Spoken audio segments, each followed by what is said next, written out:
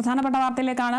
പോറ്റിയെ കേറ്റി എന്ന പാരഡി ഗാനം വിലക്കിയതിൽ സംസ്ഥാന സർക്കാരിനെ വിമർശിച്ച് ചാണ്ടിയുമ്മൻ MLA.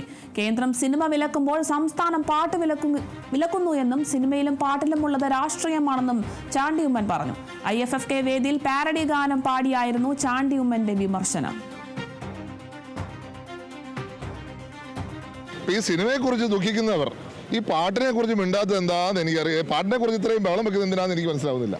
ഞാൻ ചോദിക്കട്ടെ, പാട്ട് പാടിയതാണോ പ്രശ്നം? ശബരിമല പോലെ ഒരു പരിപാവനമായ ഒരു ദൈവസ്ഥാനത്ത് ഈ കൊള്ള നടന്നതാണോ പ്രശ്നം?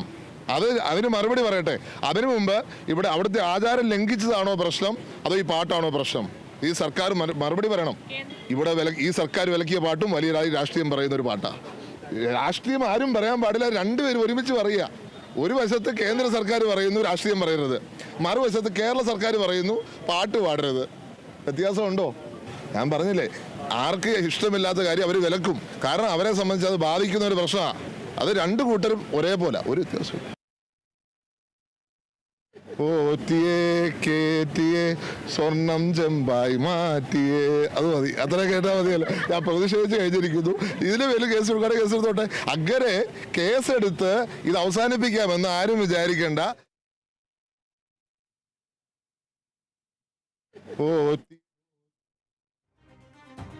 പോറ്റിയെ കേറ്റി എന്ന പാരഡി ഗാനം വിലക്കിയതിൽ സംസ്ഥാന സർക്കാരിനെ വിമർശിച്ചിരിക്കുകയാണ് ചാണ്ടിയുമ്മൻ MLA.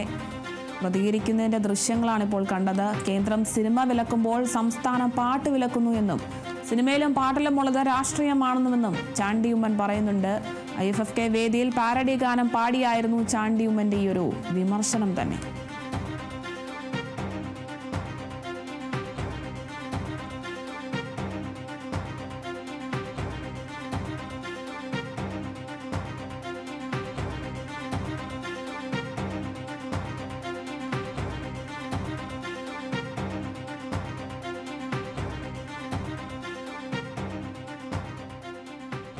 ഇനി ഇടവേളയാണ്. ഇടവേളയ്ക്ക് ശേഷം വാർത്തകളുമായി രേണുക ചേരും.